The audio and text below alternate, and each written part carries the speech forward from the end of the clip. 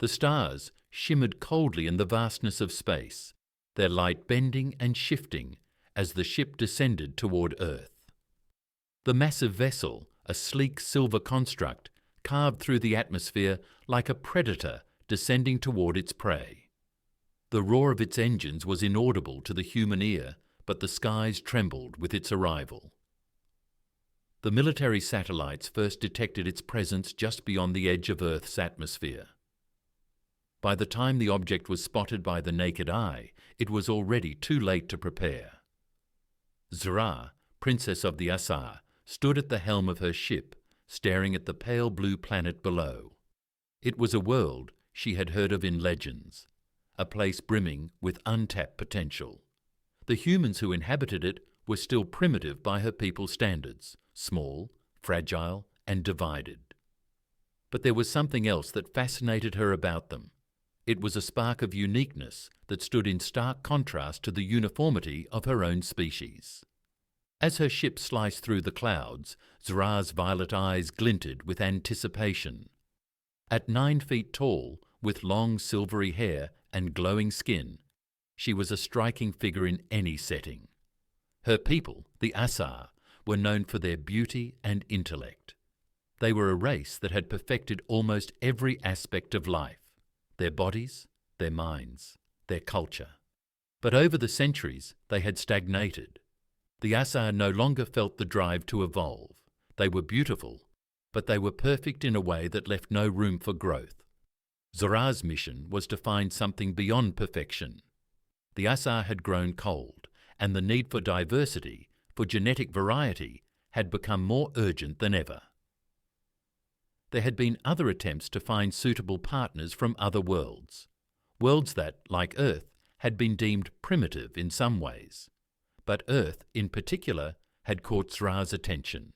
She had heard whispers of human resilience, their drive, their unpredictability. And in a universe full of predictable, engineered beings, she was drawn to their chaotic brilliance. Her people had long abandoned the old ways of procreation. The Asar no longer needed physical reproduction. They could clone themselves, produce children, without the need for a mate. But Zra knew that something was missing. They had lost the ability to create in the most primal of ways. They needed new blood. In the midst of the starry expanse, Zra's ship began its descent into the atmosphere, aiming toward a small rural area on Earth. It was a place where the bustling city lights did not drown out the natural beauty of the land. An isolated region where humans lived simple lives. It was here, among the quietest of Earth's people, that she would find what she sought. Zra's ship touched down softly in a field on the outskirts of a small town, its landing gear barely disturbing the grass. She stepped out, her long limbs and towering figure casting an imposing shadow as the small spacecraft hummed behind her. Her bioluminescent skin glowed faintly under the pale light of the moon, casting an ethereal aura around her as she surveyed the land. She had done her research. Her destination was a tiny mechanic shop nestled in the town, operated by a man named Joran. He was an unremarkable human by most standards, just under 5 feet tall, ruggedly built, with hands that showed the wear of a life spent working on machines. But Zra had scanned the databases, and she knew there was something special about him. Joran's bloodline was untainted by the engineered perfection that marred so many others. He was raw and real in a way that intrigued her. Zra made her way toward the mechanic shop, her presence an alien force that rippled through the night. The air was thick with the scent of gasoline and oil, and the faint hum of machinery filled the air. It was here that Joran spent his days working, surrounded by the tools of his trade. His life was simple, but content. He had never imagined that it would be disrupted by the arrival of a being from the stars. Inside the shop, Joran worked on an old pickup truck, wiping sweat from his brow as he adjusted the engine. He didn't hear the sound of the landing or the soft footfalls that followed was inaudible. So when he turned around to find a towering figure standing in the doorway, his heart skipped a beat. Zra's gaze met his, and for a moment, Joran stood frozen. She was unlike anything he had ever seen. Her skin shimmered with a soft, ethereal glow, and her violet, almost glowing eyes locked onto his with a force that seemed to reach into his very soul. Her beauty was otherworldly, yet there was something about her that didn't make him feel small. He felt as though he were in the presence of something ancient, something vast. "Human," she spoke, her voice smooth and melodic, yet laced with authority. "I have come to find a mate, someone whose genes will carry forward the future of my people." Joran blinked, unsure of what he was hearing. He had always thought of life as simple. He fixed cars, worked hard, and stayed out of trouble. But this was beyond anything he could have imagined. His eyes darted nervously over her towering form, and he took an instinctive step backward. You're an alien?" he stammered, still not sure whether this was a dream or some kind of elaborate prank. "Yes," Zra replied, her voice calm, as if it were the most normal thing in the world. "I am Zra, Princess of the Asar, and I have come to Earth to seek a partner, someone whose genes are unique, someone who will help my people survive and grow." Joran's mind raced, trying to comprehend what she was saying. "Wait, are you telling me you want me?"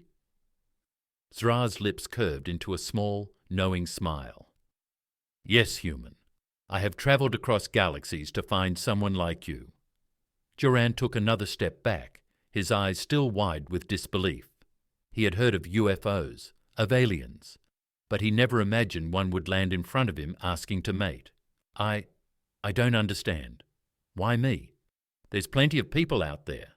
Why pick me?" Zra's gaze softened as she stepped closer. The towering alien figure was now just a few feet away from Joran. He could feel her presence, a calm certainty in her movements. "You are small, yes," she said, her voice gentle yet firm. "But I sense in you a strength unlike any I have seen in your kind. You have a resilience, a spark that has been lost in many others. It is not your size that matters, but what you carry within you. You have something unique." Joran's thoughts were a blur. His hands trembled as he wiped them on his overalls, feeling the weight of her gaze as she studied him. "I'm not special," he muttered, his voice barely above a whisper. "I'm just a mechanic. I fix things." Zra tilted her head as though considering his words. "Perhaps in your world you are ordinary, but to me you are everything." She took another step closer, lowering her head to meet his eyes, and Joran felt an inexplicable pull toward her. He swallowed hard, his heart thumping in his chest. "And if I refuse?" Zra's expression remained serene, almost pitying.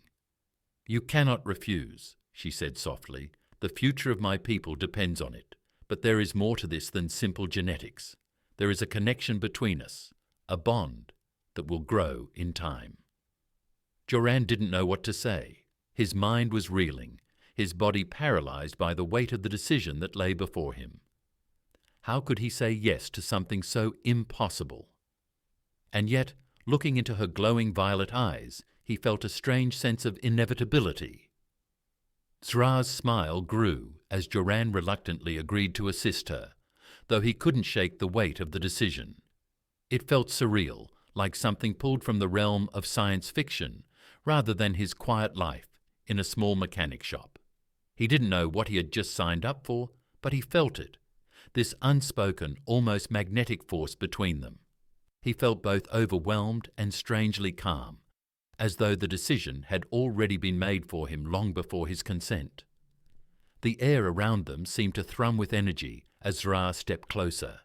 Her presence, so large and ethereal, felt like a tangible force. She looked down at Joran as if contemplating something far beyond the moment. "Come," she said gently, turning away from the shop and toward her ship. "I will explain more inside.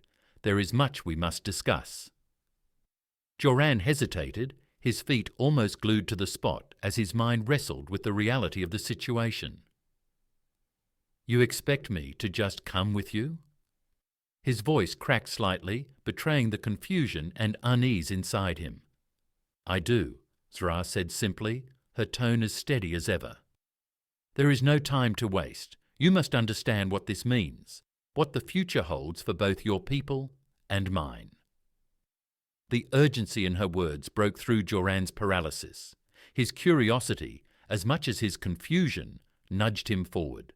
He had never been one to shy away from challenges, and this was, certainly, one of the most unexpected and surreal he'd ever faced. He nodded, and with one last glance at the old mechanic shop, the only life he had known, he followed Zitra. Her ship, standing silently in the field, loomed ahead. Its smooth, metallic surface reflected the dim light of the stars above. It was unlike any aircraft Joran had ever seen, far more advanced than anything Earth could produce. The ship appeared almost alive, as if it were one with the environment. Its design was flowing and elegant. Every curve and angle of the craft was a testament to the Asar's advanced technology. It was, in a way, beautiful, alien, and perfect, just like the woman who had summoned him inside. As Joran stepped up the ship's ramp, a soft hum resonated from within. The air inside was crisp and cool, filled with a sense of peace and quiet. Zitra moved with fluid grace, her long limbs almost gliding as she led him into the main chamber of the ship. It was sparse but sophisticated, the walls pulsating with an ambient light that shifted as she moved. Joran's eyes darted around, trying to take in every detail, though his mind was still spinning. Zitra led him to a seat at the far side of the room and gestured for him to sit. He did so, though his hands remained tightly clasped in his lap, betraying the nervous tension in his body. "I know this is difficult to comprehend," Zitra said, her voice softer now. "But everything I've told you is true. I'm not here to harm you or your world. I am here because the future of my people depends on it." Joran nodded, unsure how to respond. "So you're saying you need me to have children with you?" The words tasted strange in his mouth, even though he had already said them aloud. He had never expected to be asked such a question, let alone by an alien who was at least 3 feet taller than him. Zitra nodded, her violet eyes never leaving his. "Yes, but it is more than that. I do not seek just any union. I seek a bond, one that is deeper than the physical. My people no longer know what it is like to connect with others in such a way. We have evolved beyond the need for emotional connection, but I believe it is what will save us. And you, Joran, are the one who holds the key to that connection." Joran swallowed hard, his mind still grappling with the enormity of the situation. "But I'm nothing special. I'm just a mechanic. I fix things." Zitra smiled again, her eyes softening. "You are special. You may not see it, but your species, your people, have something my people have lost. You possess creativity, emotion, and unpredictability. These are traits that my people lack, and they are essential for the future of the Asar." Joran looked down at his hands, calloused and rough from years of labour. His life had always been simple, predictable. Fixing cars, changing tyres, adjusting engines. He understood machines. He didn't know anything about intergalactic genetics or species preservation. But there was something about the way Zitra spoke, her voice full of conviction, that made him feel as though he had been chosen for a reason. "You're saying that my humanity, my emotions, my unpredictability, is what your people need?" Joran asked slowly, almost to himself. "Yes," Zitra affirmed, her gaze unwavering. "You may think of yourself as ordinary, but your uniqueness is something that can't be replicated.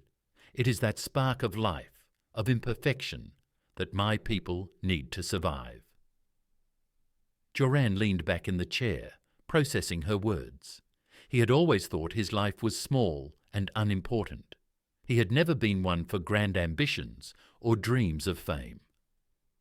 His world was filled with grease-stained overalls and the hum of engine repair, the sounds of his small town, and the quiet satisfaction of fixing something broken. Now he was part of something larger than he could have ever imagined. It was overwhelming, but also strangely exhilarating.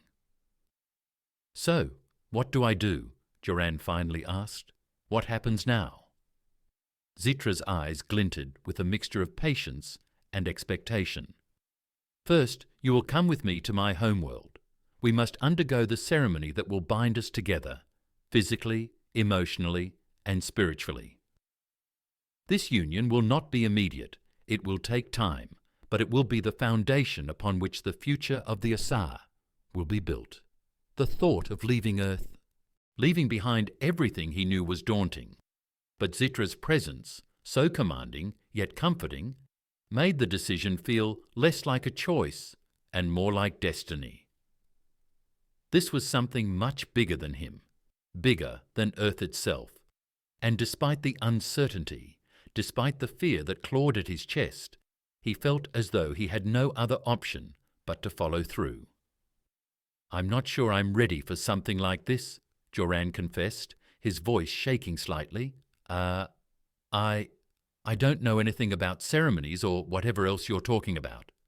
Zitra stepped closer, her towering form bending slightly so that she was eye level with him. Her presence was overwhelming, but there was a gentleness to her that eased his nerves. "You are not expected to know everything, Joran. What matters is that you trust me, trust in the bond we will form, and trust that this will be the beginning of something greater, something that will bring not only your people and mine together, but the entire universe." Joran met her gaze, his heart thumping loudly in his chest. He had never believed in destiny or fate, but standing here now with this alien woman who was asking for his help in something far beyond his understanding, he couldn't help but feel the gravity of the situation.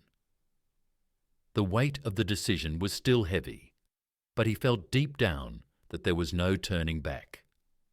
"I'll trust you," Joran said quietly, his voice firm. "I'll do what you need." Zitra smiled, her lips curving into a satisfied expression. "Then it is done. The future of both our species begins now." And with that, the stars outside the ship seemed to shimmer even brighter, as if acknowledging the beginning of something monumental. The ship's engines hummed to life, and Joran felt the subtle vibrations underfoot as they ascended into the vastness of space. The planet he had called home, with its familiar skies and small-town rhythms, began to shrink away beneath them. His stomach twisted as the landscape of Earth became a mere speck on the horizon, swallowed by the infinite black of space in the blink of an eye. It felt as though his entire existence had been uprooted, pulled into something far grander than anything he had ever known.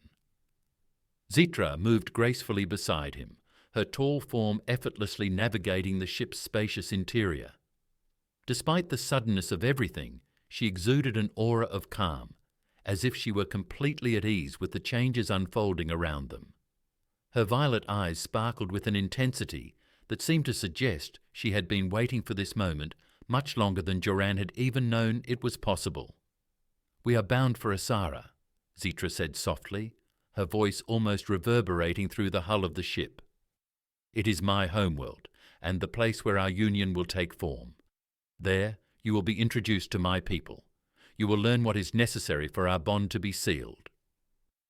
Joran glanced at her, still feeling the weight of everything that had happened.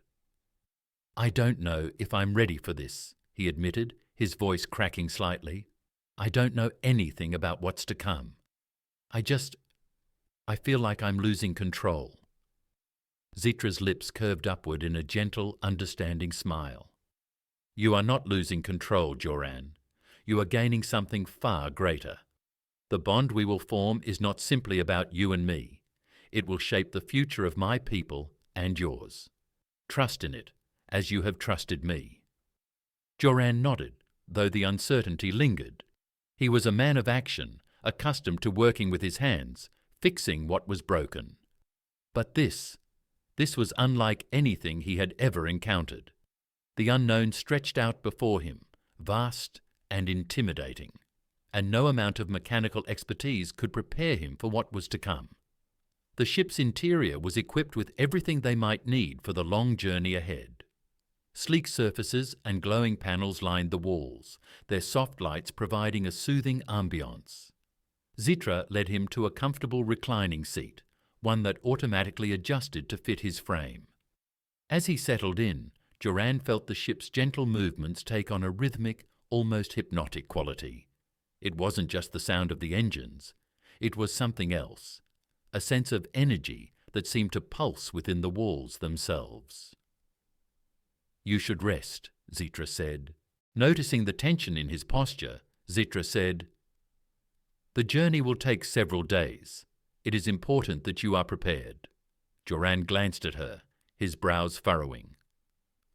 "How could I rest knowing all of this? We're flying to another planet, Zitra. I've never even thought of anything like this in my entire life.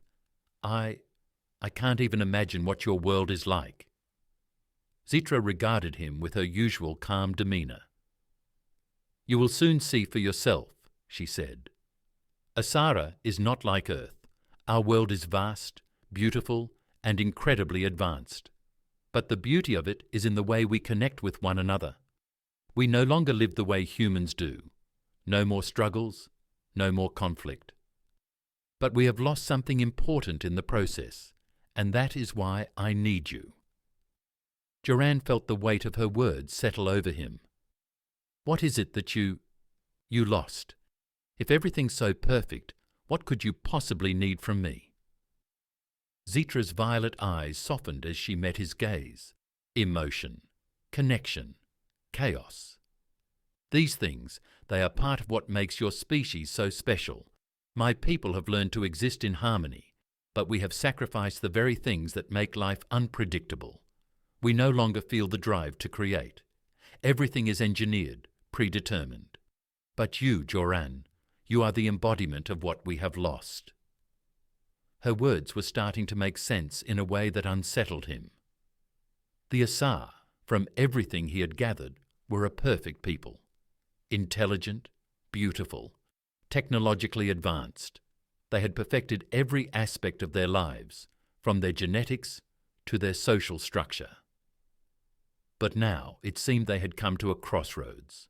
Zitra needed something raw, something human, something imperfect. "I get it now," Joran muttered, shaking his head in disbelief. "You're asking me to give you the chaos of being human, the messiness, the things we don't have control over."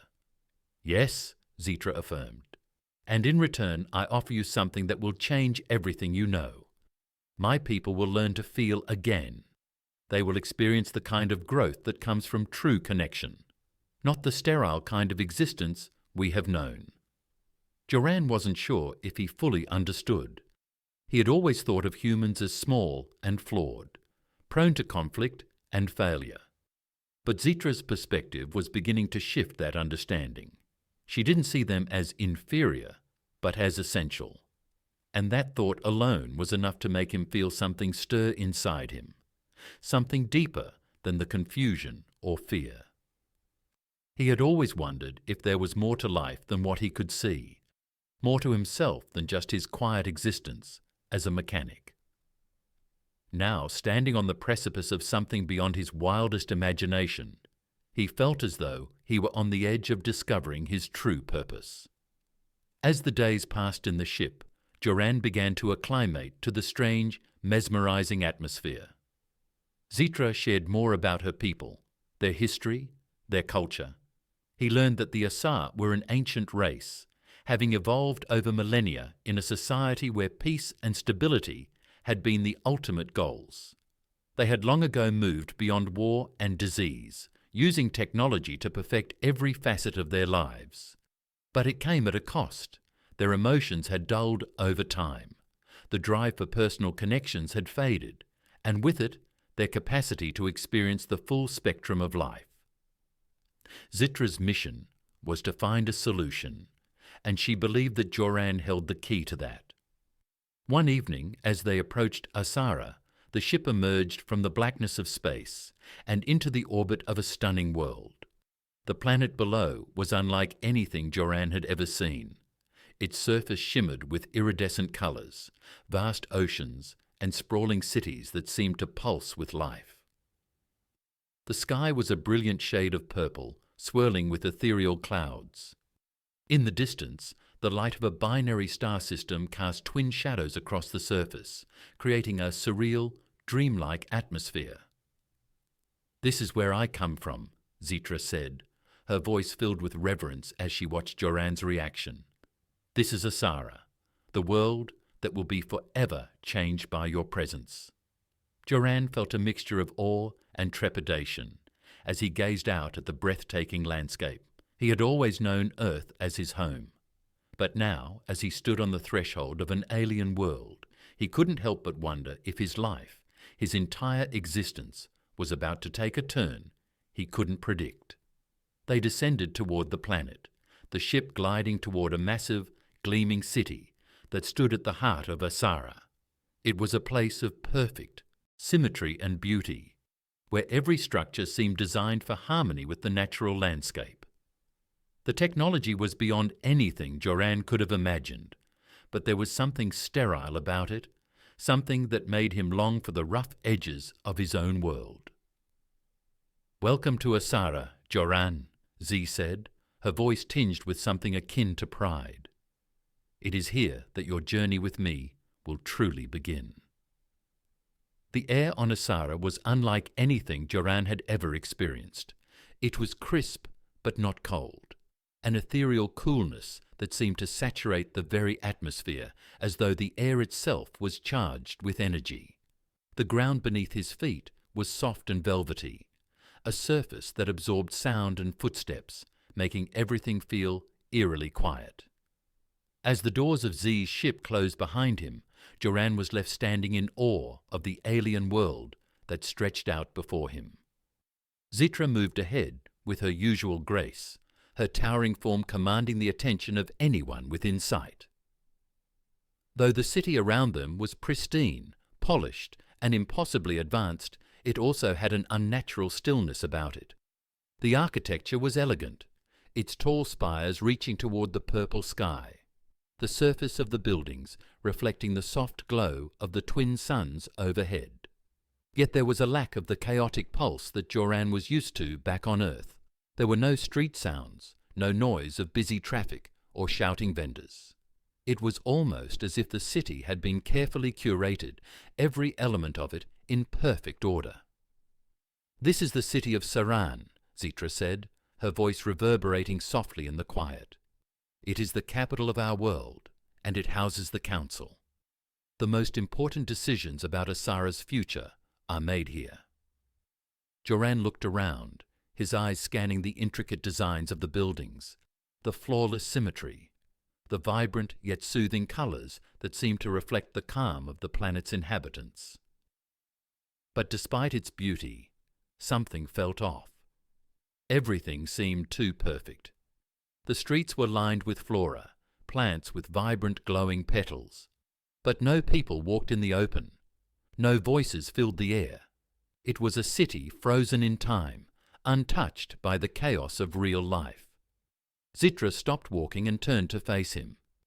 This world was once filled with conflict. It was our greatest flaw, but we have learned to eliminate such things to create peace through perfection. But in doing so, we lost something. Joran looked at her, his expression thoughtful. "You lost feeling, the heart of life, the unpredictability." Z's violet eyes flashed with something akin to gratitude. "Yes, exactly. That is why I need you, to help us rediscover what we have forgotten. The chaos, the emotions, the raw energy that comes from being connected to one another. Not just as perfect beings, but as people who are imperfect, who feel." The words hung between them, heavy with the significance of what Joran was about to undertake. The enormity of it still overwhelmed him. He had thought of himself as just a mechanic, a simple human, but now it seemed that his humanity was what could save an entire species. He was no longer just an observer in this world. He was a part of its rebirth. Zitra led him deeper into the city, and it was here that Joran began to notice something else. The few Asar he saw in the streets were tall and elegant, just as he had imagined, but their eyes were distant. They moved with purpose, but there was no spark in their gaze, no light. They were walking shells of beings, perfect, yet hollow. "We do not feel the way your species does," Z continued, as she led him into a large circular building at the center of the city. The building's walls were adorned with intricate symbols that seemed to pulse with energy, their meaning foreign and incomprehensible to Joran. "We have created a society where peace reigns, but it comes at a cost. We cannot experience the passions or the drive that you take for granted, the unpredictability, the fire that comes from connecting with others. These things have faded from our culture, and that is why I need you, Joran." The inside of the building was even more pristine than the streets outside. It was a vast open space with high ceilings and delicate lighting that bathed the room in a soft golden glow. In the center of the room stood a large stone table surrounded by other Asar who stood quietly, their postures straight and composed. These were the leaders of the Asar, the council. Zitra motioned for Joran to sit beside her at the table. As he did, the Asar around him glanced at him with cold, calculating eyes. They were aware of his presence, but there was no warmth in their regard. They were like statues, beautiful, but distant, perfect, yet lacking something essential. Joran swallowed hard, feeling their judgment heavy upon him. "These are the leaders of my people," Zitra said, her voice a little sharper now. "They have watched over our society for centuries, ensuring peace and stability. But they are also the ones who have perpetuated our detachment. They are the ones who believe that perfection is the answer to all our problems." The council members, with their long limbs and regal postures, watched Joran intently. One of them, a woman with silver blue skin and piercing eyes, leaned forward, her gaze assessing him. "You are the human, then?" she asked, her voice cold and emotionless. "The one chosen to bind with Zitra and restore what we have lost?" Joran nodded slowly, feeling the weight of her gaze. "I'm just a man," he said, trying to keep his voice steady. "I don't know how much I can help you, but I'll try." The woman did not respond, but her expression seemed to soften ever so slightly. Another member of the council, a tall man with dark green skin and white hair, interjected. "Is this truly the solution, Zitra?" he asked. "You seek to bind with this human to bring back what we have discarded? I find it hard to believe that such a primitive race could hold the key to our salvation." Z's eyes narrowed and her voice grew firm. "You have seen the way my people live. You have seen the hollowness in our hearts. We have reached a point where our intellect and technology cannot fill the void within us. We need something different. We need the connection that humans possess. We need chaos. We need emotion." The council exchanged looks, their faces impassive, but their eyes betraying their uncertainty. After a long pause, the woman with silver blue skin spoke again. "You are determined, Zitra, but we must remind you that this path is dangerous. There is much we do not know about the effects this union could have on us." Z's expression hardened, but there was a quiet resolve in her voice. "We have no other choice. If we do not take this step, we will slowly wither away. The Asar will cease to exist as we know it. Our society will crumble under the weight of our perfection. The only hope we have is to embrace something more unpredictable." The council fell silent, and for the first time since Joran had arrived on Asara, there was a palpable tension in the air. The leaders of the Asar had always been in control, always certain of their decisions. But now, faced with the unknown, they were unsure. Joran felt a mixture of fear and determination rise within him. He wasn't just a pawn in some grand scheme. He was part of something far bigger than himself, a catalyst for change, for rebirth. He wasn't sure how it would all unfold, but he knew one thing for certain. The path ahead would be difficult, but it was the only path that could save both his species and Z's. As the council deliberated in silence, Zitra turned to Joran, her eyes soft but intense. "Are you ready for what lies ahead?" she asked. Days turned into weeks, and Joran found himself slowly adjusting to life on Asara. The initial shock of being on an alien world had worn off, and he began to immerse himself in the process of understanding the Asaran way of life, one that was defined by its pursuit of perfection, its sterile tranquility, and its lack of true emotion. He spent much of his time with Zitra, learning the complexities of her people's culture, their history, and their biology. He also started to understand the weight of the mission he had been chosen for, to reignite the spark of humanity within the Asar. But as the days passed, Joran began to notice something profound happening within himself. The more he engaged with Zitra, the more his own emotions deepened. He had always known that humans were flawed, chaotic, unpredictable, but now he could see how beautiful that chaos was. It was the passion of life, the fire that burned in every interaction, every conversation, every touch, and he had come to appreciate it more than ever. Zitra, too, began to change. The connection between them grew stronger, more intimate, and as it did, the bond between their species began to manifest in subtle but powerful ways. The Asar had always been perfect, detached and orderly. But through their union, Joran and Zitra were introducing something new, a raw, beautiful unpredictability. For the first time in centuries, the Asar felt the stirrings of emotion, of chaos, and it terrified them. The council, still cautious and hesitant, watched this transformation with increasing anxiety. They had never dealt with anything so foreign to them, and they feared that the changes Joran and Zitra were instigating might unravel the very fabric of their society. But Zitra refused to back down. She believed in the power of connection, in the untapped potential of their species to grow through the very imperfection they had long suppressed. One evening, as the sun set over the horizon, casting the planet's violet skies in shades of gold and crimson. Zitra stood before the council once more.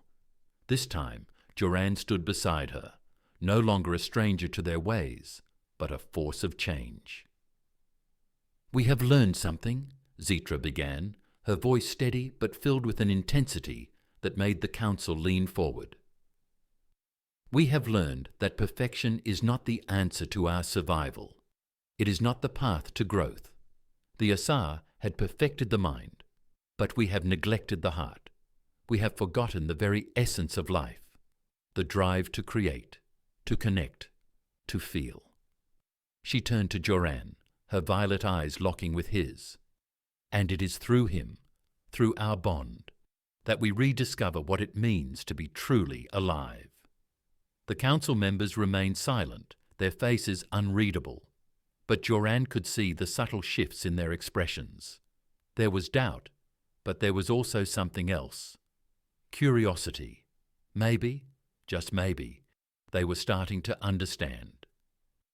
Zitra continued, "I ask you, council, to trust in this, to allow our people to feel again, to embrace the chaos that comes with emotion. It is through that chaos that we will find our true strength." The silence that followed was heavy. It stretched on for what felt like an eternity. Joran held his breath, his pulse racing. He knew the weight of what they were asking for, not just from the council, but from all of Asara. If the bond between them succeeded, it could mean a radical transformation for the entire planet. It could mean the return of everything they had sacrificed.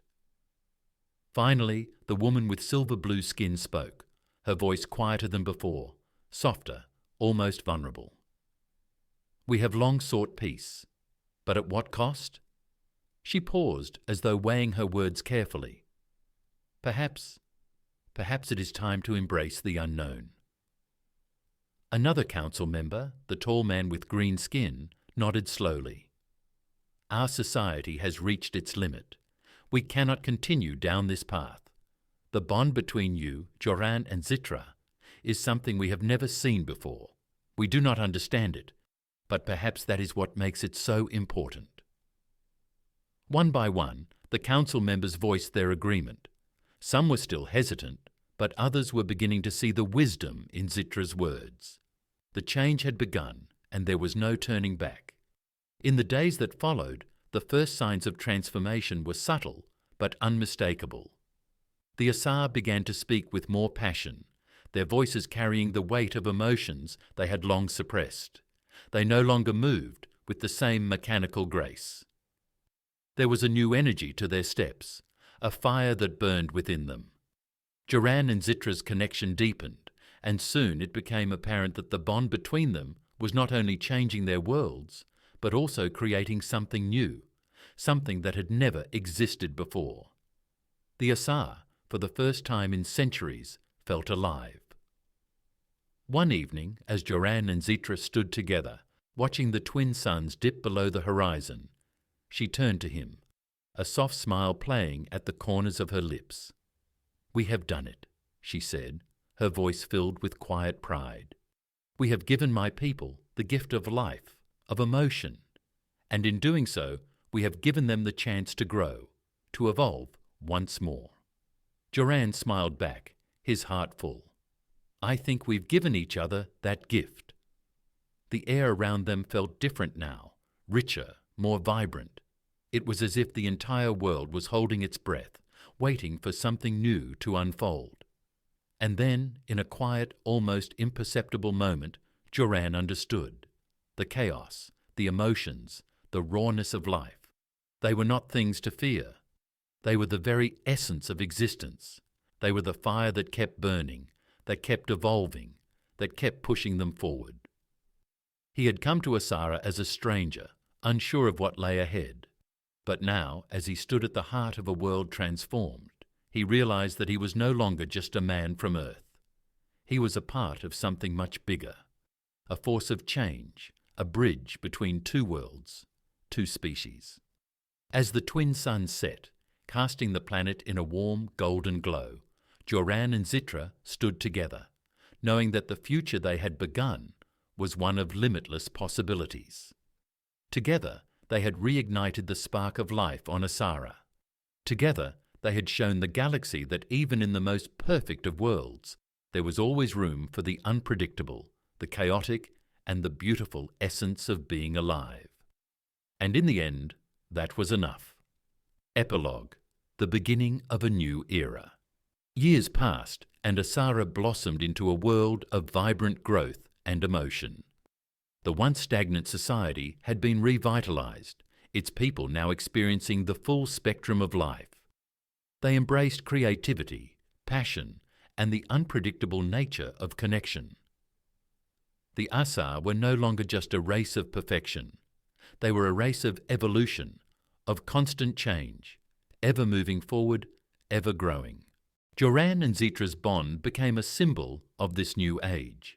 They had not only saved Asara, but had created a new legacy for the future, one where the imperfect was not feared, but celebrated. The transformation was complete, and it had all begun with a human mechanic and a 9-foot-tall alien beauty who had dared to dream of something greater. Together, they had made history. Together, they had changed everything.